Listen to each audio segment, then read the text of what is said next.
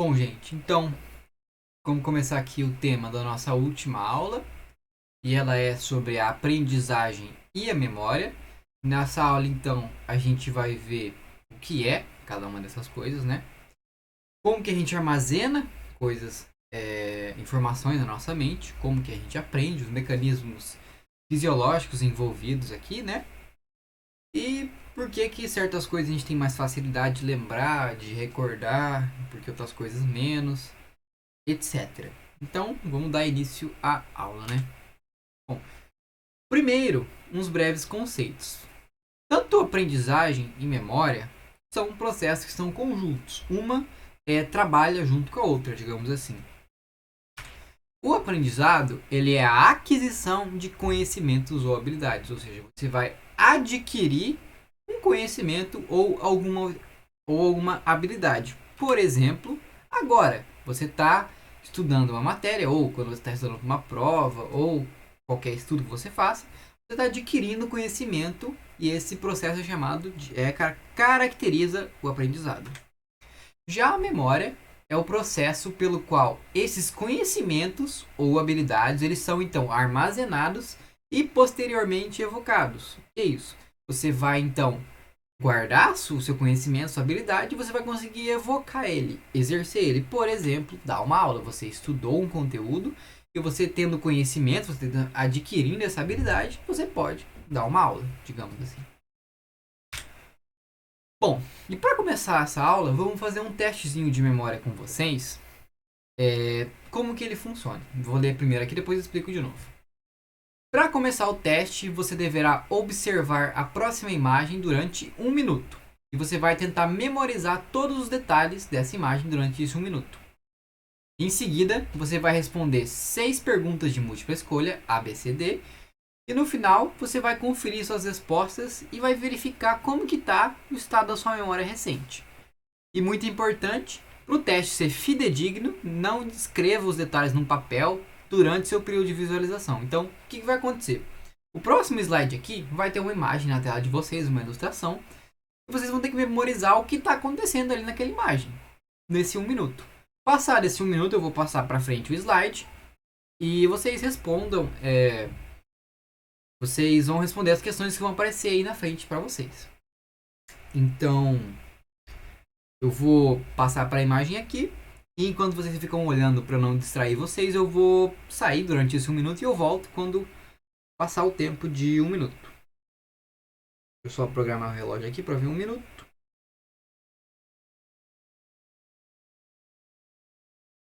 Beleza? Vamos lá. 1 minuto eu já volto, gente. Fiquem memorizando a imagem.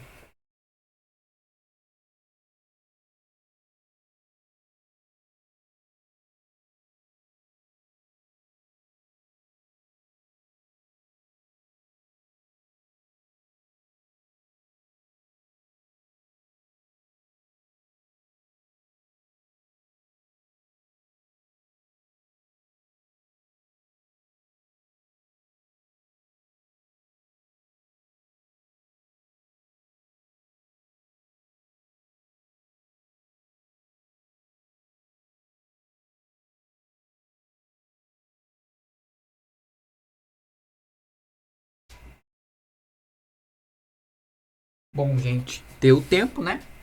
Então vamos para as perguntas. Vou lá ler cada pergunta com vocês, né? Vocês anotem ou no papel, no celular ou no computador mesmo as suas respostas A, B, C ou D. Questão 1. Quantas meninas tem na figura? Tinha uma, duas, três ou quatro meninas. Anotem aí. Vou dar um segundinho para vocês anotar, pensar quantas tinham.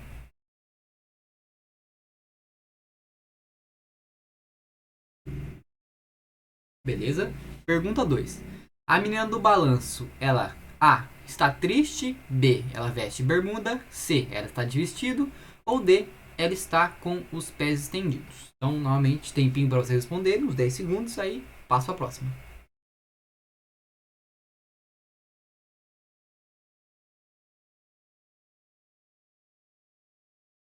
Beleza? Pergunta 3. A menina de tranças, ela veste calça comprida. B. Ela está sentada. C. Ela olha à sua direita. ou D, ela está em pé. Tempinho para vocês responderem aí e anotar.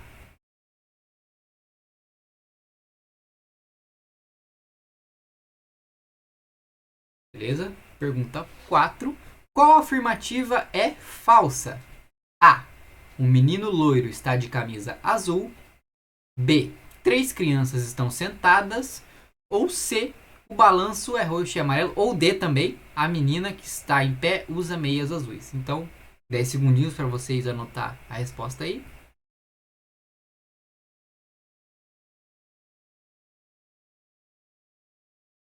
Beleza? Pergunta 5. O que o menino que está atrás da mesa segura em sua mão? A. Um garfo. B. Uma colher. C. Um lápis. Ou D. Uma régua. Tem para vocês anotarem aí.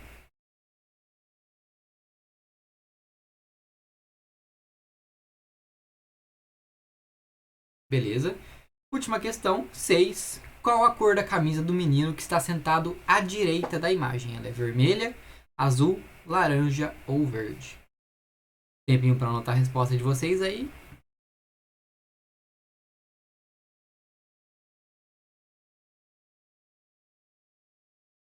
Beleza? Então, vamos conferir então as questões uma por uma. Marquem aí o gabarito de vocês. Então vamos lá. Pergunta 1. Quantas meninas tem na figura? Uma atrás, duas, três. 3, então a correta é a C. 2. A menina do balanço, ela tá triste, veste bermuda, está de vestido ou está com os pés estendidos? Vamos ver então a menina do balanço.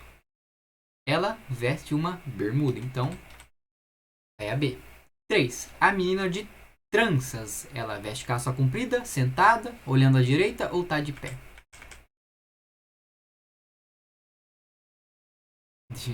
A menina de trança, ela tá sentada. Então ela é a resposta B. 4. Qual afirmativa é falsa? Um menino de olho azul. Essa aqui é um pouco mais difícil, né? Porque você tem que ver a falsa. Um menino loiro está de camisa azul? Vamos ver então. Menino loiro? Não, tá de verde. Nem vou ler as outras porque é a primeira aqui, ele tá de verde. 5. O que o menino que está atrás da mesa segura em sua mão? Vamos ver então o menino atrás da mesa. Uma colher. Beleza. E aqui. 6. Qual a cor da camisa do menino que está sentado à direita da imagem? Então vamos voltar. Direita da imagem. Vamos ver. Perdão. Verde. Então o gabarito ficou C, B, B, A, B, D. Então tá aqui. Confiram quantos vocês acertaram. E vamos ver o que o tanto que você acertou significa. Caso você tenha acertado de 5 até 6 respostas, a sua memória recente ela tá excelente. Parabéns. Se você acertou só 4 respostas corretas, sua memória recente tá boa. Beleza. Já de 0 até 3 respostas corretas, não tá lá essas coisas não. Você deve exercitar mais a sua memória recente. Por exemplo, fazendo mais alguns testes como esse para exercitar mais ela. Mas não se preocupem muito não, que eu, na época que eu fiz esse teste também, eu acertei só 3 e tá tudo bem comigo. Então vamos continuar a aula aqui. A gente já viu uma memória recente, né? Então vamos ver quais são as classificações das memórias. Primeiro, elas podem ser classificadas quanto ao curso temporal do armazenamento, ou seja, quanto tempo essa memória fica armazenada no nosso cérebro. E isso aqui se divide em 3 tipos. Temos a memória operacional, também chamada de memória de trabalho ou memória imediata, que dura cerca de alguns segundos ou até alguns minutos. Temos a memória de curto prazo, que pode durar de alguns minutos até algumas horas. E as memórias de longo prazo, que podem durar horas, dias, semanas, meses, até anos. Até uma vida toda elas podem durar, algumas delas. E a gente vai ver que fatores podem levar elas a durar mais ou durar menos. Além do tanto de tempo que elas duram, a classificação das memórias também pode ser devido à natureza dessa informação. E aí elas se dividem em 2 tipos. Temos as memórias declarativas, que são memórias que podem ser declaradas, ou seja, elas podem ser usada a linguagem para a gente, digamos, declarar elas, no nosso caso, falar. E as memórias não declarativas, que também são chamadas de memórias de procedimento, porque elas envolvem, a maioria delas, atividades a gente aprende atividades de um procedimento. A gente vai ver melhor cada uma delas na sequência das aulas. Elas são memórias de como fazer algo em geral. É importante notar também, memórias que são de curto prazo podem vir a se tornar memórias de longo prazo, dependendo de alguns fatores, e a gente vai ver isso com o decorrer da aula. Começando aqui, a memória operacional ou de trabalho, ou também chamada de memória imediata. Ela dura de segundos a alguns minutos. A função dela é determinar o contexto em que as informações ocorrem. Não explicou muito bem, né? Vamos continuar aqui.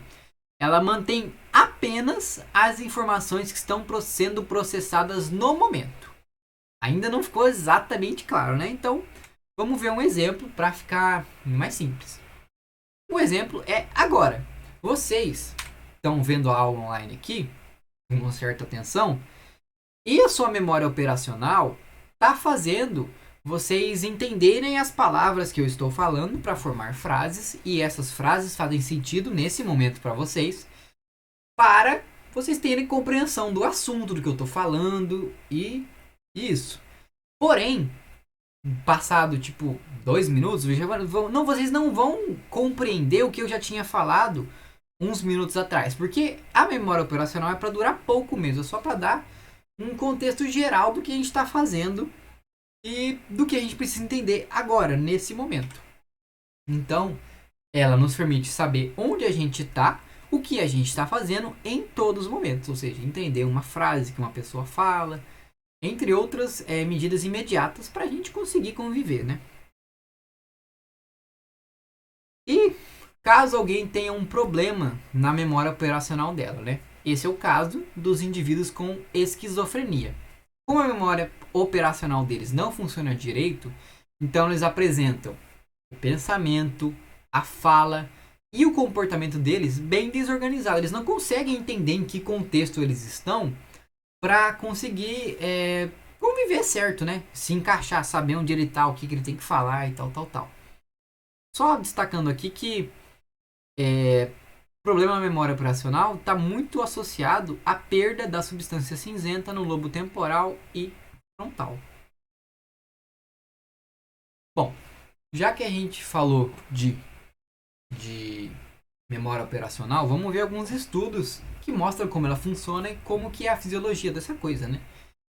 E o exemplo que eu trouxe aqui é o que mais é conhecido, que acredita-se que é responsável pelo funcionamento da memória operacional, é o nosso córtex pré-frontal. Nesse experimento aqui, fica bem claro, ele foi realizado com um macaco. E nesse experimento, um macaco com eletrodos, né, fazendo com um eletroencefalograma e medindo a atividade nesse córtex pré-frontal dele. Nesse experimento com o macaco, primeiro era ensinado para ele que a banana, ou seja, o que ele quer comer, está sendo guardado na frente de uma porta vermelha. E ia medindo a atividade cortical dele durante essa atividade. Então, beleza, ele sabe que está ali, ele quer pegar a banana, então ele lembra que está ali. Quando o macaco é privado dessa informação de que a porta vermelha, que ele sabe onde está a banana, não está na vista dele, então observa-se que a atividade nesse córtex pré-frontal tem várias alterações e isso está muito associado ao momento que ele retém a informação. Tipo, eu preciso que a banana esteja aqui, então essa atividade está se refletindo em você manter essa informação no seu cérebro devido a essa ação. Tanto que quando ele volta a ver, digamos assim, as portas, ele vai saber que a banana está na frente da vermelha. Então, essa atividade diminui porque ele já não está precisando reter essa memória mais. Ele já sabe onde está porque ele tem a pista visual da porta.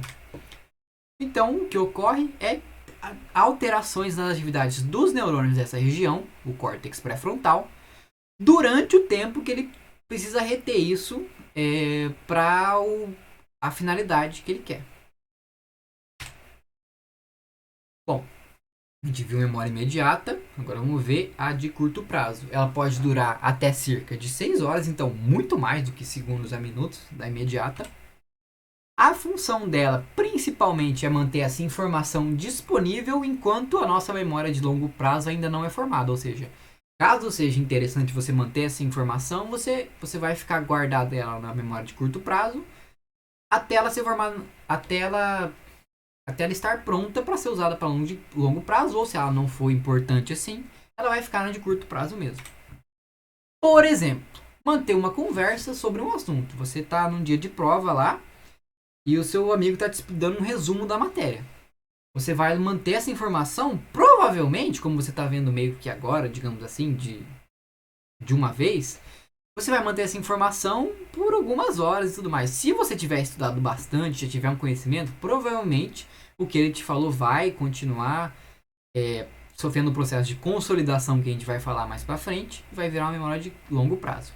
Mas a curto prazo, essa é a função dela. Manter essa memória enquanto for possível durante um período dela aí.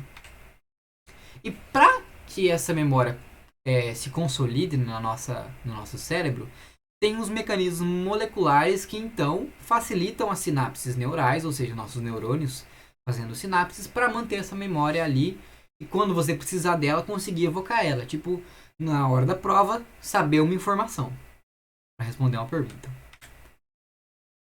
E também é importante destacar que as informações que a gente considera mais importantes, elas vão durar mais tempo. Então, quanto mais importante for algo que você considerar mais importante, mais chance você tem de gravar isso na sua memória.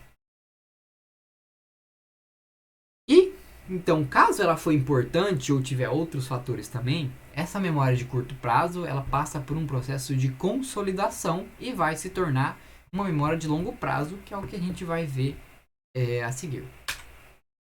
Então vamos ver esse processo de consolidação, né? Ele é o processo de gravação da nossa memória de longo prazo. Então, para você consolidar uma memória de curto prazo e ela virar de longo prazo, então tem um período de 3 a 6 horas. Então, por exemplo, não adianta você estudar um negócio na hora da prova, responder rapidão, teu amigo te passou ó, isso aqui é isso aqui, você responde lá, nunca mais pensou nisso aí, acabou a prova, nunca mais nem tocou no assunto. Você não vai ter isso aí, ou é muito difícil você ter essa informação e se deslocar para sua memória de longo prazo. E nesse período de consolidação, terceiro ponto aqui, ocorrem alterações moleculares mais duradouras. A gente vai ver lá no final da aula que alterações moleculares são essas, para então facilitar a sinapse e manter a memória lá no nosso cérebro. Então, acompanha aqui esse esqueminha, né, da consolidação das memórias. A gente tem a nossa informação sensorial que chega, algum estímulo, algum evento, matéria da prova, e aí ela pode virar memória de trabalho, caso você precise dela agora, ou pode ir para a memória de curto prazo. E da memória de curto prazo, se com o tempo ela passar pela consolidação, aí que ela vai virar memória de longo prazo. E eu tinha esquecido de colocar aqui, né? Devia ter colocado essa partezinha amarela aqui lá na memória de trabalho. Os estudos mostram que a gente pode guardar cerca de 7 informações, um pouco mais, um pouco menos, por vez na nossa memória de trabalho. Como assim? Se eu pedir para vocês decorarem uma sequência de alguns dígitos, por exemplo, 4, 2, 3, 1. Beleza. Dá para decorar porque são 4 dígitos apenas. Agora, se for subir isso para um 7, já vai ficar mais difícil. Até por isso que os números de telefone têm cerca de 8 dígitos. Agora subiu para 9, né? Uns tempos atrás. Mas o primeiro dígito é sempre o 9. Então são coisas a menos para a gente guardar na nossa memória de trabalho para ficar de fácil acesso. Até por isso também que se recomenda você ter no máximo 8 senhas de e-mail, essas coisas assim, porque são coisas que é possível a gente armazenar na memória de trabalho e lembrar delas facilmente. Bom, vamos falar das memórias de longo prazo então. Elas são divididas entre declarativas e não declarativas. E elas se diferem também devido à natureza da informação armazenada. E saber essa natureza da informação é importante para a gente determinar quais as estruturas encefálicas envolvidas na consolidação das memórias tanto de curto como de longo prazo. Como assim? Vamos ver exemplo que fica mais claro. As memórias declarativas, que estão as estruturas são envolvidas nela são o lobo temporal medial e algumas estruturas do diencéfalo, são memórias como fatos. Por exemplo, você consegue apontar num mapa onde está o Brasil, pela forma dele, porque você aprendeu disso, é um fato, o Brasil está ali. Ou eventos, por exemplo, casamento do seu irmão ou irmã, porque é um evento de alguém que você é próximo. E eventos, uma coisa que faz a gente ter eles serem de memória a longo prazo, lembrar por bastante tempo, é que geralmente tem eventos que têm cargas emocionais. Um evento que ocorreu recentemente foi a pandemia. E a carga emocional dela, na maioria, foi uma carga emocional negativa, tristeza, doença, etc. Ou também felicidade pode levar você guardar por mais tempo memórias a longo prazo. E são declarativos porque você pode falar o que aconteceu na pandemia, pode falar o que aconteceu num casamento, né? Você pode usar a linguagem para exemplificar ela.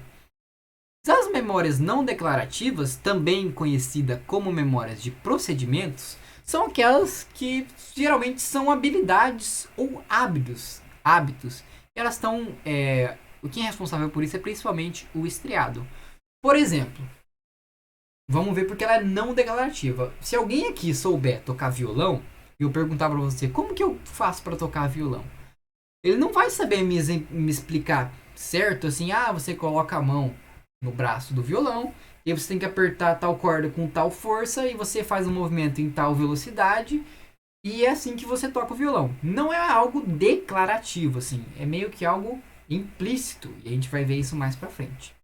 Esses outros exemplos aqui, a gente vai ver em próximos slides que fica melhor exemplificado.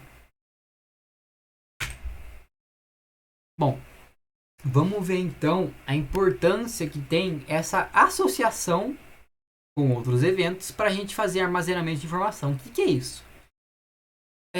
Vocês devem se lembrar que, pelo menos na época de vestibular, de ensino médio, a gente tinha que decorar algumas fórmulas, né, para usar na prova, fórmulas de física ou de matemática. E alguns macetes que os professores falavam era fazer, decorar, não a fórmula, mas tipo assim, alguma palavra associada com a sigla da fórmula, ou uma música, ou uma palavra, uma frase, né, associada com a fórmula. Não vou lembrar alguma aqui, porque por mim faz um bom tempo já que eu passei no ensino médio. No mestrado a gente não decora a fórmula, na aula de fisiologia pelo menos.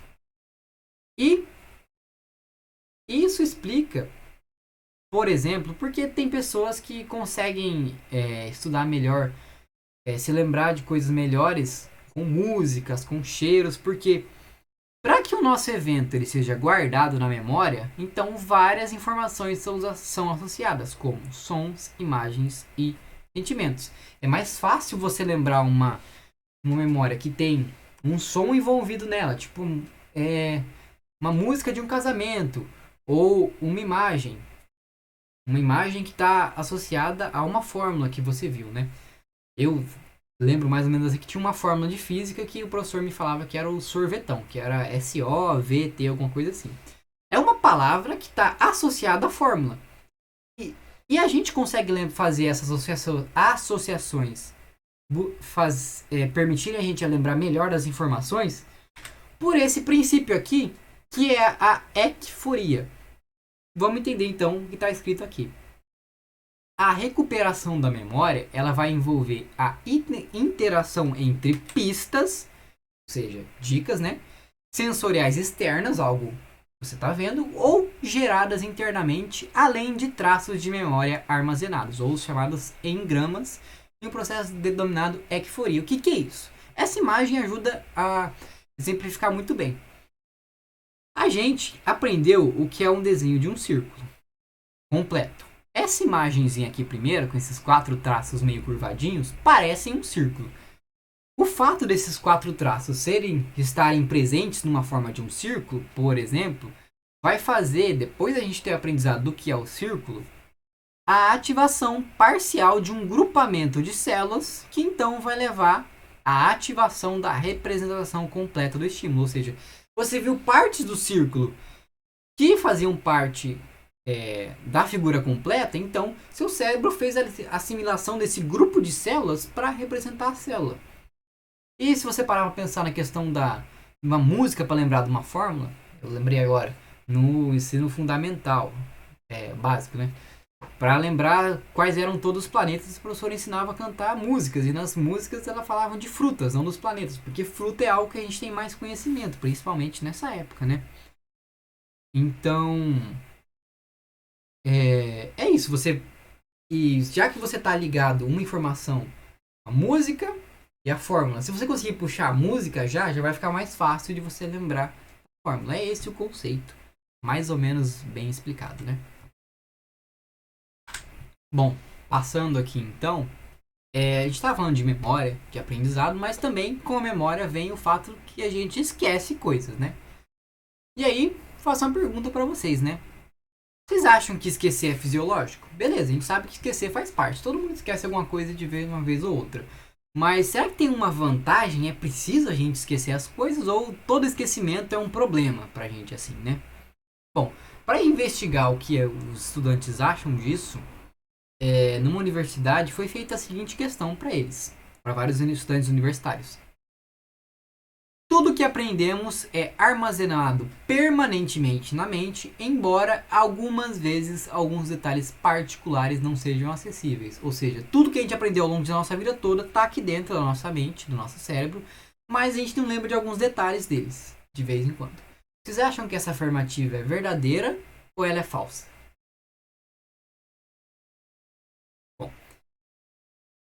74% dos estudantes acharam que ela é verdadeira, que sim, tá um negócio tudo ali, a gente só não consegue lembrar das informações.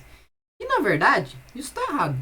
Porque a nossa mente, nosso cérebro, consegue armazenar tanta coisa, principalmente porque a gente consegue esquecer. Porque tem coisas que não são relevantes. Por exemplo, vocês se lembram da camiseta que vocês estavam usando na aula quarta-feira passada? Provavelmente não, a não ser que na quarta-feira passada vocês tenham acontecido um evento e esse ficou marcado em você e por isso você se lembra da cor da camisa que você estava usando ou que camisa que era. Mas eu, por exemplo, não fiz nada demais na quarta-feira passada, então não me lembro que camisa eu estava usando. É algo irrelevante para mim continuar. E isso faz parte do nosso sistema fisiológico. Esquecer é sim fisiológico. Até esse pesquisador aqui, o James McCall, ele fala que talvez o aspecto mais notável da nossa memória seja o esquecimento. Então é o que realmente faz possível a gente continuar aprendendo e seguindo em frente, né? Digamos assim. Bom, só que a gente viu que esquecer é fisiológico, né? Mas tem certas coisas que acabam gerando problemas caso a gente esqueça muito, né? E quando vira problema, são os casos de amnésia, que são as perdas graves de memória ou da capacidade de aprender. Existem dois tipos de amnésia. Geralmente elas são provocadas por algum trauma no encéfalo, né? Alguma complicação médica. E temos aqui o exemplo A, que é da amnésia retrógrada, onde a gente vê que eventos que ocorrem num período anterior ao trauma, ou seja, antes de você desenvolver a amnésia, eles são esquecidos, mas a memória de um passado bem distante do trauma e depois do que você do que ocorreu o seu trauma, elas continuam intactas. Então, observe um gráficozinho aqui. A porcentagem da memória normal está em 100% lá no nascimento, próximo da idade dele, né? E com o tempo, observe aqui, metadezinha chegou o momento do trauma. Olha quanto pouca coisa ele se recorda. Porém, depois do trauma, nessa amnésia retrógrada, ele se lembra praticamente normal, tá? A memória dele. Já esse segundo gráfico aqui da figura B, é o caso da amnésia anterógrada. Nela, eventos anteriores ao trauma podem ser recordados. Observem aqui, ó, tá a memória 100% antes do trauma. Porém, você não tem memórias do período que seguiu o trauma. Um exemplo de amnésia, né, conhecido, é o da Dory, do Procurando Nemo. Eu vou colocar para rodar essa partezinha do primeiro filme do Procurando Nemo. Oi, eu sou a Dory. Onde? Cadê ele? Ele foi pra lá, vem comigo. Obrigado, muito obrigado. Não tem de quê.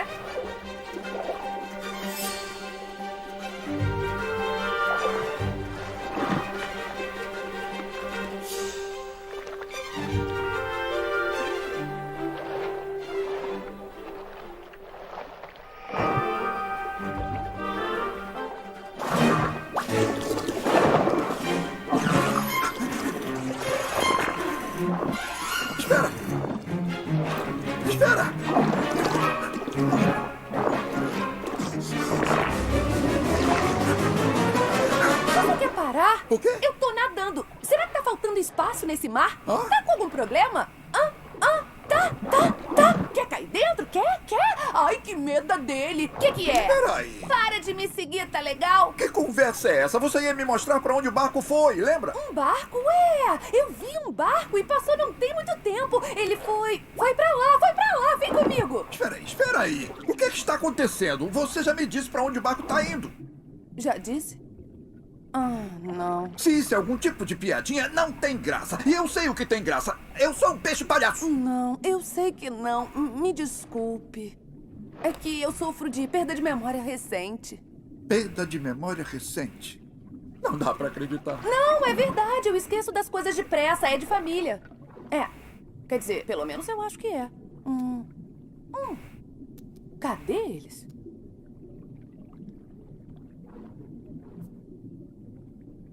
Oi? Pois não? Bom, então a gente viu, né? A Dory com sua perda de memória recente. Qual dessas duas amnésias vocês acham que ela se encaixa? Ela lembra de coisas depois do trauma dela ou antes do trauma dela? E se vocês quiserem saber mais sobre a Dory e o trauma que causou ela, vocês assistam Procurando Dory. Se já não tiverem assistido, né? Vamos continuar então. Vamos ver então, ver melhor essas memórias declarativas e as não declarativas. Já vemos diferenças no que elas são. Vamos ver dentro delas quais as diferenças. As memórias declarativas também são conhecidas como memórias explícitas, porque elas precisam de uma evocação consciente da gente para a gente lembrar dela. Um exemplo, na verdade eu vou deixar o exemplo no final, né? Até por isso, elas têm uma fácil aprendizagem, porém é fácil de se esquecer também as memórias explícitas, declarativas. Por exemplo, você, uns tempos atrás, quando estava começando o negócio da Shopee, tinha muito desconto para você que criava uma conta nova, né? Então, por exemplo, eu criava vários e-mails, né? E aí ia colocando mais e-mail, pegando desconto de primeira compra e tal. Porém, supondo que eu quero usar um desses e-mails que eu criei, lembrava da senha dele na hora, porém faz uma semana já que eu criei, e aí, esqueci a senha. Isso é porque criar uma senha e lembrar é uma memória declarativa, e se você não exercitar ela, não escrever várias vezes ela, digitar, você não vai ter essa retenção grande, né? Você vai esquecer mais fácil dela. Já as memórias não declarativas, também chamadas de memórias implícitas, porque parece que, tipo assim, quando elas acontecem, elas parecem ser, tipo, automáticas, é um negócio natural da pessoa. Até por isso, elas são de difícil aprendizagem, porém também têm um difícil esquecimento. Um exemplo é aprender a dirigir. Dirigir leva muitas horas de prática, de aulas, de leitura também, né? Porém, quando você aprende, é difícil esquecer. Fica um negócio automático você dirigir. Você dirige conversando, tranquilo. E, bom, é isso, né? Então vamos dar continuidade aqui. Como que foram feitos os estudos dessas memórias declarativas, memórias explícitas? O mais clássico e que deu início a tudo foi desse cara aqui, que é o paciente HM, conhecido como Henry Molaison. Ele teve parte dos seus lobos temporais removidos em 1953 para tratar uma epilepsia grave, porque eles viam que essa remoção desses lobos ajudava a diminuir os ataques epiléticos e os medicamentos não estavam funcionando para ele. E o que aconteceu com a memória dele? Ele desenvolveu uma amnésia anterógrada, então ele era incapaz de formar novas memórias de eventos que ocorreram depois dessa cirurgia, e até por isso, ele não conseguia consolidar essas memórias, passar para a memória de longo prazo. Porém, a memória de eventos que ocorreram bem antes da cirurgia permaneceu intacta. As que ocorreram um pouco antes, ele perdeu. E também foi visto que a memória operacional dele, aquela imediata de segundos, e de procedimento, as implícitas, né, não foram afetadas. Bom, então, com esses achados, foi visto que a área que foi retirada dele continha estruturas que eram necessárias, então, para a consolidação das memórias declarativas. Ou seja, ele perdeu essa habilidade de consolidar e ter memória a longo prazo. Já que a gente falou que ele removeu o lobo temporal dele, né? Foi mostrado que as estruturas do lobo temporal são necessárias para consolidar, mas não para armazenar as memórias. E que estruturas são essas? Principalmente o hipocampo. O que aconteceu com ele? Por exemplo, ele não consegue se lembrar de ninguém que ele conheceu depois da cirurgia de remoção dos lobos temporais. Então, toda vez que os médicos vinham falar com ele, tratar dele, ver o que estava acontecendo, eles tinham que se apresentar, mesmo que fosse o mesmo médico que ele não conhecia, tinha que ficar a par de tudo. E foi isso. Bom, hoje em dia, qual que é a hipótese para como as nossas memórias são consolidadas? Qual o caminho que elas passam até elas serem consolidadas no nosso cérebro? Bom, a gente tem então as informações sensoriais primeiro. Elas passam para o nosso córtex sensorial. Do córtex sensorial, elas passam para o nosso córtex pré-frontal, que a gente viu que está envolvido na memória de trabalho, na memória imediata. E caso seja um pouco mais importante para ficar a curto prazo, ela passa para o lobo temporal medial, por exemplo, no hipocampo, e pode também passar para virar memória de longo prazo. E no hipocampo que ocorrem as principais alterações moleculares e estruturais das sinapses que possibilitam a consolidação. Lá no final da aula a gente vai falar que alterações são essas, para não ficar mais confuso essa parte, né? Eu achei melhor dividir assim. E todos esses processos acima aqui, eles têm maior ou menor a sua atuação, principalmente por outra estrutura, que é a amígdala, que ela está envolvida fortemente na emoção. Então, caso seja mais ou menos emocional essa informação sensorial, a amígdala vai influenciar no que como o córtex sensorial vai ver isso aqui e analisar ele. Se essa memória precisa ficar só no córtex pré-frontal, nossa memória de trabalho. Caso for importante mesmo, aqui no lobo temporal medial, no hipocampo, ela vai ter uma carga emocional maior, até por isso vai ficar guardada por mais tempo, né? Falando do papel da amígdala aqui. Já que a gente viu antes o estudo das memórias não declarativas, ele não conhecia as pessoas, não conseguia falar quem eram depois da cirurgia, vamos ver o que aconteceu com as memórias não declarativas desse paciente, o Harry Molaison. Ou seja, as memórias de procedimento, ou chamadas memórias implícitas também. Para estudar isso, eles pediram para ele fazer essa atividade aqui.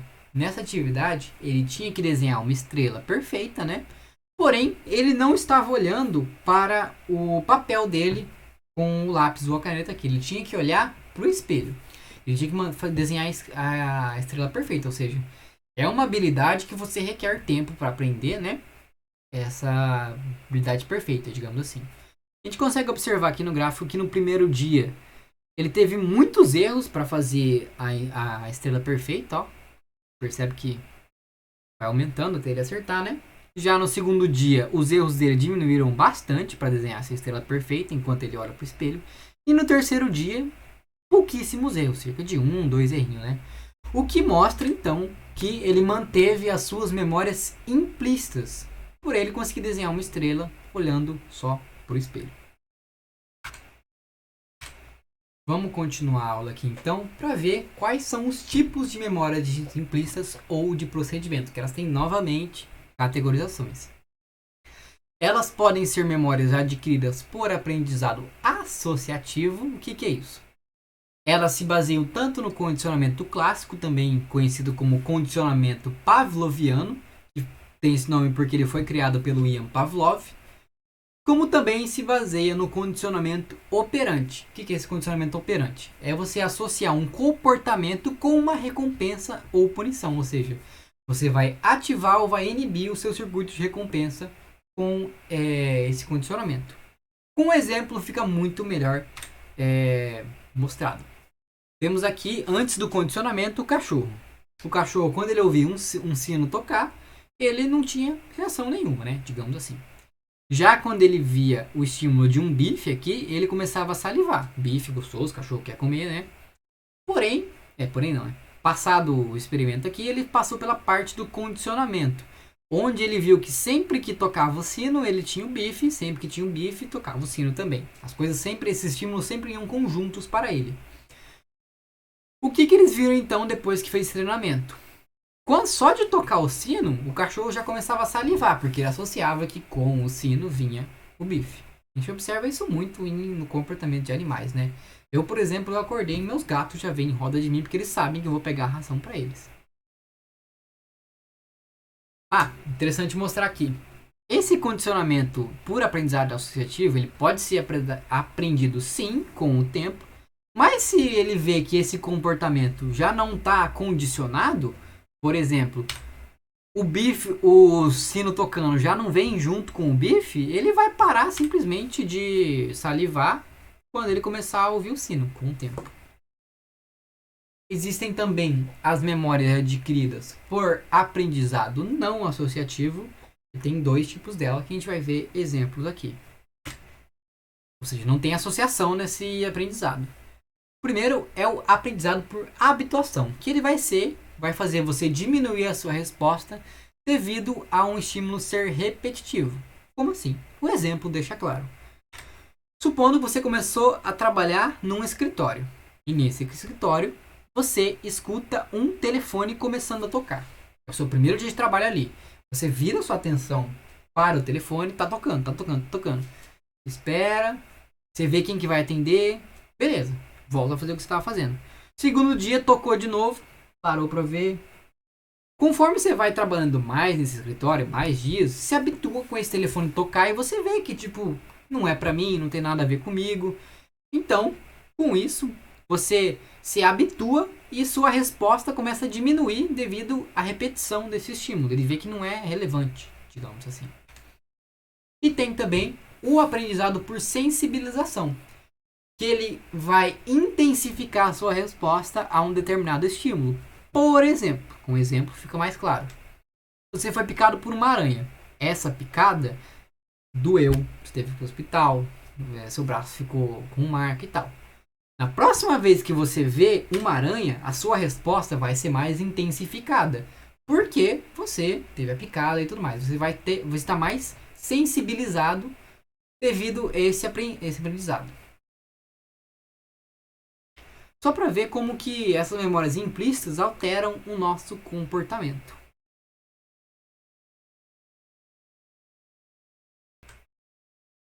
Bom, vamos ver então algumas estruturas que estão envolvidas com as memórias implícitas ou memória de procedimento, que também é o outro nome dela. Importante destacar aqui que as pesquisas foram realizadas com aprendizado associativo só. E a primeira, clássica, é do ratinho no labirinto aqui. Primeiro ele fica aqui dentro, essas portinhas estão fechadas, e quando sai ele vai procurar comida, né? E com o condicionamento, ou com o treinamento de aprendizado associativo dele, ele vai ver que sempre onde está a lanterna é onde que vai ter a comida. Então, com o tempo, ele aprende que ele sai dali e já vai direto no caminho que tem a luz, porque ele sabe, ele aprendeu que é ali que tem a comida que ele quer. Nesse mesmo rato, depois dele aprender isso, dele ter esse aprendizado associativo da luz com a comida, fizeram lesões no hipocampo dele e viram que ele continuou normal. Ele continuou tendo essa habilidade de aprendizado associativo, ele sabia que na luz ia ter a comida ali, mesmo com o hipocampo dele com lesão.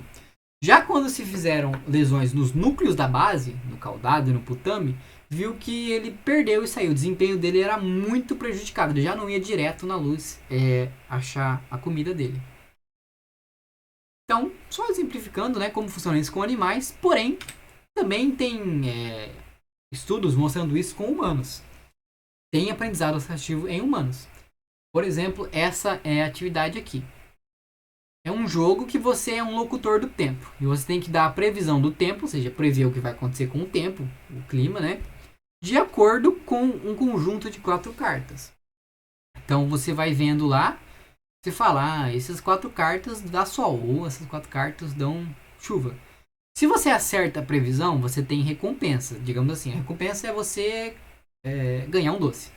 Não, vai ficar complicado, né? Porque a pessoa faz várias tentativas, mas enfim. Vamos ver, você ganha um belezinho, uma recompensa. Já se você erra, você tem uma punição, fala, foi mal. Tenta de novo. Enfim.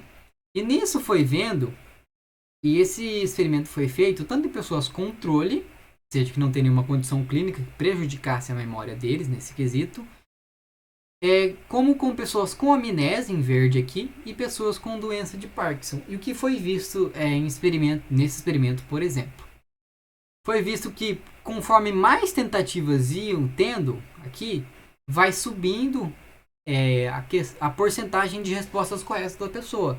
Ou seja, ela está desenvolvendo esse aprendizado associativo, ela está tendo essa memória implícita dela funcionando corretamente. O que não acontece na pessoa com doença de Parkinson. Por mais que aumentem as tentativas delas, ela não aumenta a porcentagem de respostas corretas dela.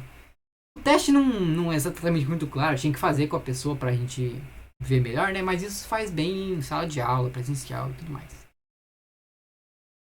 Dessa outra figura aqui, mostra que esses 3 grupos de indivíduos, quando a tarefa envolvia a memória declarativa, quase não tinha diferença entre o indivíduo controle e da doença de Parkinson. Porém, se observa a grande dificuldade na pessoa com amnésia em ter respostas corretas relacionadas à memória declarativa dela.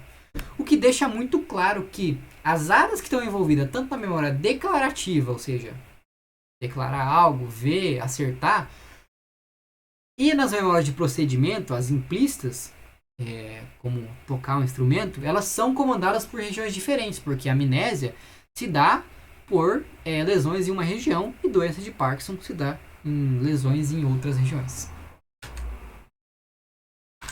Bom, gente, a gente falou muito de memória, falando um pouco de esquecimento, né? Então vamos ver como é que o esquecimento ele se relaciona com a questão das memórias declarativas e das implícitas, né? As memórias de procedimento, as implícitas, como a gente viu, elas são dificilmente esquecidas, como, por exemplo, dirigir um carro. E também é por isso que se fala que andar de bicicleta é algo que a gente nunca esquece, porque é uma memória implícita, envolve o nosso sistema motor muito mais do que a gente falar algo, digamos assim. É muito mais treinado isso também para a gente aprender. Já as memórias declarativas, caso elas sejam irrelevantes e com baixa carga emocional, elas são facilmente esquecidas. Por exemplo, aqui no filme do Bob Esponja, que não sei se vocês assistiram quando era criança, mas eu assisti. E foi o exemplo que eu lembrei procurando aqui, né? Os personagens principais são o Bob Esponja, o Patrick, tal. Essa tiazinha aqui, ela é filha do tiozão aqui, que eu acho que é o Netuno o nome dele, né? Eu não lembro o nome dela. Por quê? Era uma personagem secundária, eu não tinha lá, não vi ela várias vezes, vi o filme uma vez, 2 só, quando era criança. Então, ela não era relevante. Então, até por isso, esqueci o nome dela, né? Quem lembrar aí, pode falar depois nos comentários da aula que eu colocar no Classroom. Então, o que vai interferir nessa duração das memórias declarativas? Bom, principalmente seu nível de alerta, de atenção.